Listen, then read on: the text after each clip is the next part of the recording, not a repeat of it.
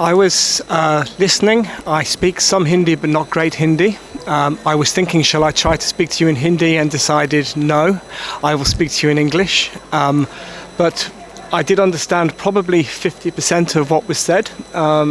So forgive me if I misinterpret some of the things you said, but I am struck particularly by the enthusiasm which everybody spoke about their various topics, about water, about educating, about life in developing sustainability in jungles, about millet in particular, and so on. My background, though, is not in making environmental change. My background is as a political scientist, understanding how things change in localities. And I've put this slide up because I want to start by getting you to think about the problem we face in delivering on the outcomes that you're all talking about. This is a slide from India in pixels that you can get on Instagram. Anybody that's interested in great graphics, have a look at India in pixels. It's a great graphic. And it was put up because on Instagram about 2 weeks ago, because a former United States ambassador to the UN criticised India and China for their pollution that they create and the fact that they were not contributing towards sustainability.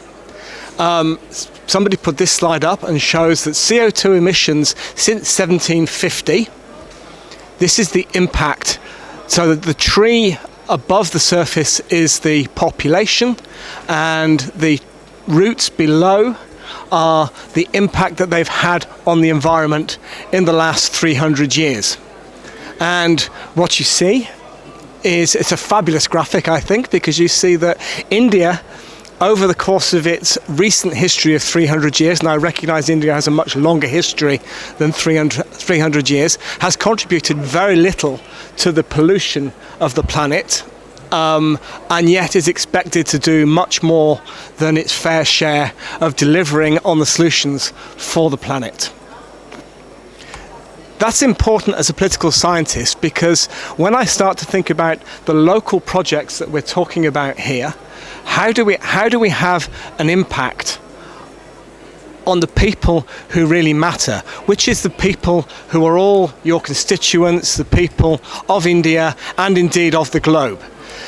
The University of Canberra has been doing extensive research on how we actually get people to think about it, and it fits very well with the education position that we were talking about earlier, but it's about political education that is really important here, because all of the MLA and MLCs here today will know that if you try to push your constituents too hard towards sustainability and away from the obvious economic advantages that they get in the short term by not being sustainable, that there's a challenge there.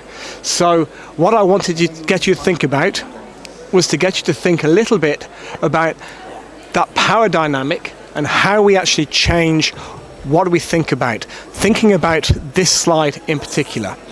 Now, as a political scientist, I see democracy as working in three ways. There are three mechanisms to democracy. The first is the one that we all think of, which is voting. And India is the world's biggest democracy because there are more voters in India than anywhere else. And we vote in different ways. We vote for our legislators in legislatory assemblies. You vote for particular resolutions, for particular laws, and so on. So voting is an important way of doing it. But you also recognise, as legislators, that there's a second thing that you do, a second mechanism that you use, and that is negotiation. That we negotiate, we trade off between certain things in order to get the outcome that we want. And so you may negotiate with your fellow legislators to achieve particular outcomes. You may negotiate with your constituents to deliver particular outcomes, saying that I can't deliver on this now, but I can deliver on that now if you support me to do this. So negotiation is as important as the actual act of voting in any form of democracy. But the third mechanism, and the one that I think can make the difference to this chart and to the way in which we think about sustainability, is deliberation. Now, by deliberation, I do not mean chup-chup, I do not mean people chatting. I mean actually getting people into different forums where they can deliberate ideas. And within political science, we have a lot of experiments where organizations, politicians have consciously and deliberately, with consciousness and concern, to use the expression that Dr. Singh used before, have engaged citizens to deliberate over issues. And deliberation means not only telling people what they need to hear, but getting them to understand it. And a process of deliberation means that people sometimes, not always, but sometimes change their minds. And in a deliberative democracy, that is what we really want to happen.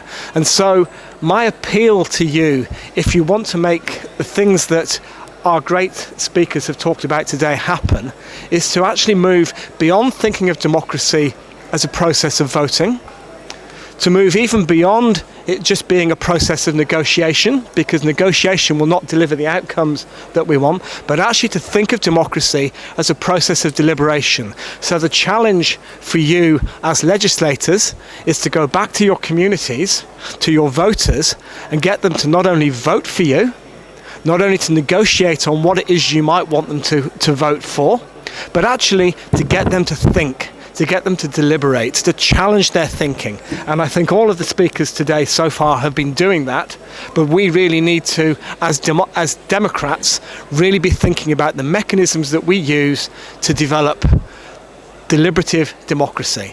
And that's all I'm going to say, because otherwise I will get a little note that says 2 minutes to speak. So thank you very much.